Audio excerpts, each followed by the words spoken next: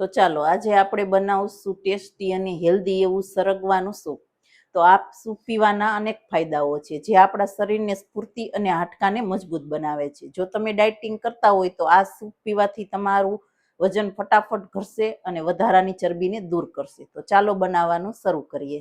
તો તેના માટે મેં અહીંયા એક કુકર લીધું છે. તેમાં 2 નંગ સરગવાની સિંગ, 1 ગાજર, 1 ટમેટું, 1 ડુંગળી, 1 તીખું મરચું, 1 ઇંચ આદુનો ટુકડો, 4 થી 5 નંગ લસણની કળી અને 3 થી 4 તીખા. હવે 3 ચમચી જેટલી મગની દાળને મેં આ રીતે ધોઈને સાફ કરીને લીધી છે, તેને એડ કરી દઈએ. હવે સ્વાદ પ્રમાણે મીઠું, થોડી એવી હળદર અને 1 ગ્લાસ પાણી ઉમેરી મીડિયમ ગેસની ફ્લેમ પર 1 વિસલ આવે ત્યાં સુધી તેને બાફી લઈએ. તો 1 વિસલ પછી આપણું કુકર પણ સરસ ઠરી ગયું છે. હવે જોઈએ તો સરગવો અને વેજીટેબલ સરસ રીતે બફાઈ ગયા છે. હવે તેને એક મિક્સર જારમાં એડ કરી તેને પીસી લઈએ અને ગરણીની મદદથી આ રીતે ગાળી લઈએ, જેથી તેને છોતરાનો ભાગ બધો દૂર થઈ જાય. તો આ રીતે બધો પલ્પ નીકળીને સરસ તૈયાર છે. તો હવે તેનો આપણે વઘાર કરશું. તો તેના માટે કુકરમાં 2 ચમચી જેટલું આપણે ઘી એડ કરી દઈએ. ઘી સરસ ગરમ થાય એટલે 1 ચમચી જેટલું જીરું એડ કરી સૂપને પણ એડ કરી દઈએ અને તેને સરસ રીતે મિક્સ કરી લઈએ. હવે આ રીતે સરસ મિક્સ થાય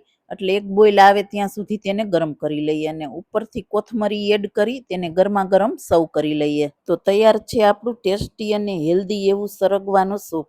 તો આ સૂપ તમે ગમે ત્યારે ફટાફટ બનાવીને પી શકો છો. તો એકવાર જરૂરથી ટ્રાય કરજો.